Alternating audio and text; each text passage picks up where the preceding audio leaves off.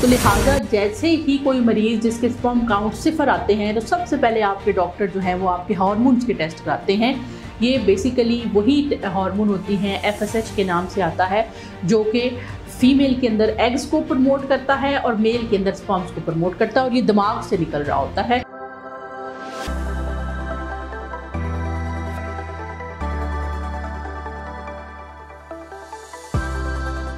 जी अस्सलाम वालेकुम, मैं हूं डॉक्टर नाइला, कंसल्टेंट गायनेकोलॉजिस्ट और इनफर्टिलिटी स्पेशलिस्ट। आज मैंने जिस टॉपिक के ऊपर बात करनी है उसके ऊपर बहुत ज़्यादा मेरे पेशेंट्स की तरफ से रिक्वेस्ट थी, तो इस वीडियो को हम 2 पार्ट्स में शूट करेंगे। नंबर 1 पार्ट ये होगा कि जो ज़ीरो स्पर्म काउंट है, जो स्पर्म काउंट 0 होना है, उसकी क्या वजूहात हैं, और एक पार्ट के अंदर हम बात करेंगे कि जो ज़ीरो स्पर्म काउंट वाले मरीज़ हैं क्या उनका इलाज मुमकिन है या नहीं मुमकिन है। तो ज़ीरो स्पर्म यानी जो वो मरीज़ जिनके स्पर्म ज़ीरो आते हैं, सबसे पहली बात ये कि जब किसी भी पेशेंट का स्पर्म काउंट 0 आता है तो आपने एक रिपोर्ट को देख के परेशान नहीं होना। हम उसके लिए कम से कम 2 रिपोर्ट्स के ऊपर, किसी रिलायबल लेबॉर्ट्री की रिपोर्ट के ऊपर स्पर्म्स अगर 0 आए तो फिर हम जो है वो उसको कंसिडर करते हैं कि ये ज़ीरो स्पर्म काउंट है। फिर उसके बाद बात आगे चलती है। एक रिपोर्ट के ऊपर अगर 0 आता है तो हम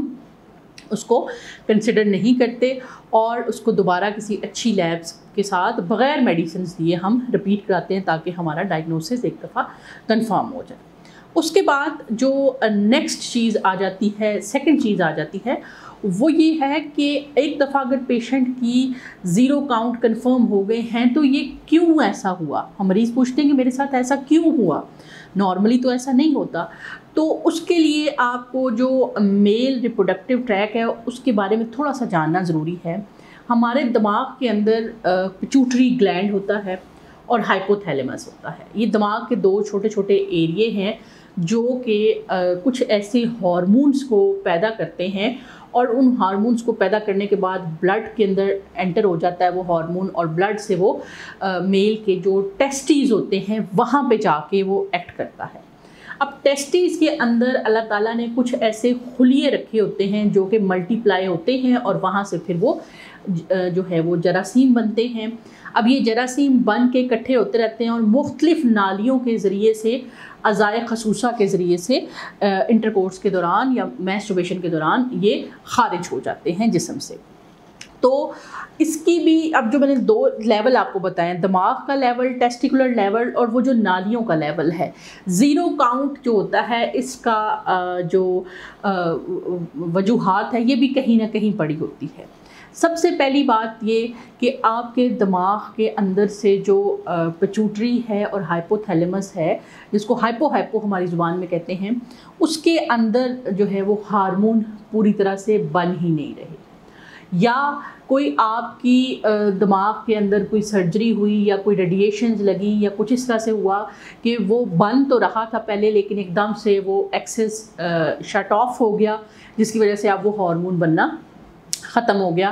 अब वो जो FSH हार्मोन है, चूँकि वो बन ही नहीं रहा, तो इसलिए वो जाके खसनों के ऊपर या टेस्टिस के ऊपर असरअंदाज नहीं हो रहा, वो स्पर्म प्रोडक्शन के प्रोसेस को स्टिमुलेट नहीं कर रहा। तो क्या हो रहा है, स्पर्म बनने का प्रोसेस जो है वो ख़त्म हो गया है। तो लिहाजा जैसे ही कोई मरीज़ जिसके स्पर्म काउंट 0 आते हैं तो सबसे पहले आपके डॉक्टर जो हैं वो आपके हार्मोन्स के टेस्ट कराते हैं। ये बेसिकली वही हार्मोन होती हैं, FSH के नाम से आता है, जो कि फीमेल के अंदर एग्स को प्रमोट करता है और मेल के अंदर स्पर्म्स को प्रमोट करता है, और ये दिमाग से निकल रहा होता है। तो इसका टेस्ट बेसिकली सबसे पहले करवाया जाता है। अगर आपका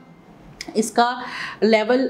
जिस तरह से भी आएगा, वो फिर आपको डॉक्टर आपको गाइड करेंगे कि क्या क्या वजह हो सकती है। नंबर 2 दूसरा लेवल कौन सा है, उसको हम कहते हैं टेस्टिकुलर फेलियर, कि टेस्टिस के अंदर कुछ इस तरह का है कि आपको कोई बचपन में इन्फेक्शन हुआ, उसकी वजह से जो टेस्टिस थे वो उनके अंदर भी इन्फेक्शन हुआ और वो बिल्कुल उस वक़्त से उनकी ग्रोथ ही ख़त्म हो गई और उनके अंदर स्पर्म बनने का प्रोसेस 0 हो गया। और इसी तरह से दूसरी एक चीज़, इसको टेस्टिकुलर फेलियर कहते हैं। और या फिर जो है वो आपके टेस्टिस जो थे वो उसके अंदर स्क्रोटम के अंदर मौजूद ही नहीं है, या आपकी कोई बचपन में हर्निया की सर्जरी हुई या हर्निया की सर्जरी के दौरान आपके जो टेस्टिस थे उनको जो ब्लड सप्लाई लेके जाने वाली नालियां हैं उनके अंदर कोई सोजिश हो गई या वो उनकी कोई बंद हो गई, तो उसके अंदर जो है वो कोई ना कोई प्रॉब्लम आ गई है। तो अब क्या करेगा डॉक्टर, आपको टेस्टिकुलर डॉपलर एडवाइस करेगा। उसके अंदर क्या होगा, एक तो क्लिनिकल एग्जामिनेशन के दौरान जो रेडियोलॉजिस्ट हैं वो आपको टेस्टिस का साइज़ बताएंगे और देखेंगे कि टेस्टिस के अंदर खून का बहाव, खसनों की तरफ खून का बहाव प्रॉपर है भी या नहीं है। अब वो मरीज़ जिनका टेस्टिकुलर फेलियर हो जाता है उसके अंदर ये वो लोग भी शामिल होते हैं जो कि बहुत लंबी देर के लिए बाहर से टेस्टोस्टेरोन लेते हैं या एनाबॉलिक हार्मोन जो जिम में हार्मोन्स लेते हैं, अगर वो बहुत हाई क्वांटिटी के अंदर हार्मोन ले लेते हैं तो उनके अंदर कुदरती तौर पे हार्मोन बनना ख़त्म हो जाते हैं। अब अगर आपका टेस्टिकुलर लेवल के अंदर भी ठीक है, उसके अंदर भी कोई मसला नहीं है, ऊपर के हार्मोन्स भी ठीक हैं, टेस्टिस के हार्मोन्स भी ठीक हैं, टेस्टिस का जो ब्लड फ्लो है वो भी ठीक है, टेस्टिस का साइज़ भी बिल्कुल ठीक है और उसके अंदर जो एक्टिविटी है वो भी बिल्कुल सही है, तो उसके बाद डॉक्टर नेक्स्ट सोचता है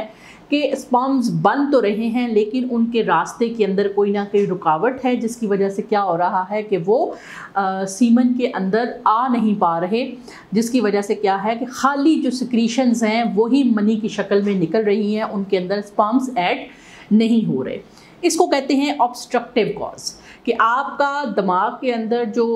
हार्मोन्स हैं वो भी बिल्कुल ठीक काम कर रहे हैं, खसनों के अंदर ब्लड फ्लो बिल्कुल ठीक है, हार्मोन्स लेवल बिल्कुल ठीक है, लेकिन जो आपके स्पर्म्स प्रोड्यूस हो रहे हैं वो मनी के अंदर शामिल नहीं हो पा रहे। इसको कहते हैं ऑब्स्ट्रक्टिव कॉज। अब ऑब्स्ट्रक्शन किस लेवल के ऊपर है, ये बेसिकली यूरोलॉजिस्ट देखता है कि किस लेवल के ऊपर जो है वो ऑब्स्ट्रक्शन है। अब ये 3 वजूहात हो सकती हैं ज़ीरो स्पर्म काउंट वाले पेशेंट की। ज़ीरो स्पर्म काउंट का इलाज मुमकिन है या नहीं मुमकिन है, इसके लिए हम अलग वीडियो बनाएंगे। इनमें से कुछ कॉजेज़ तो ऐसी हैं कि जिसका ट्रीटमेंट के साथ इलाज बड़ा अच्छा मुमकिन होता है और उनके साथ उनके स्पर्म काउंट्स वापस आने लग जाते हैं, लेकिन कुछ वजूहात ऐसी हैं जिसके अंदर जो है वो इलाज मुमकिन नहीं होता। तो इस पे मेरी आएगी नेक्स्ट वीडियो, वो आपने सुननी है और उसके बाद फिर जो है वो उसके अंदर कोई क्वेश्चन या क्वेरीज़ होंगी तो आपने उस चीज़ का मुझसे पूछना है और मैं अपनी टीम के तवज्जुह से या मैं डायरेक्टली ख़ुद भी बात कर, जैसे मुझे टाइम मिलता है तो मैं अपने रिप्लाइज़ कर देती हूँ। ज़ीरो स्पर्म काउंट की वजूहात उम्मीद है कि आपको समझ आ गई होंगी और मज़ीद आप किसी भी टॉपिक के ऊपर वीडियो सुनना चाहते हैं, आप चाहते हैं कि मैं वीडियो बनाऊं, तो आप मुझसे कमेंट सेक्शन में बता सकते हैं ताकि हम जो है वो फर्दर इसके ऊपर काम करें। उम्मीद है मुझे आपको कि मेरी वीडियोस पसंद आ रही होंगी। आपने चैनल को लाइक करना है, मैक्सिमम लोगों तक शेयर करना है और फेसबुक के ऊपर जो मेरा गायनी सॉल्यूशन का जो चैनल है पेज है, उसको ग्रुप है, उसको ज्वाइन करना है ताकि हम उसके ऊपर अपने लाइव सेशन कर सकते हैं। तब तक के लिए अल्लाह हाफ़िज़।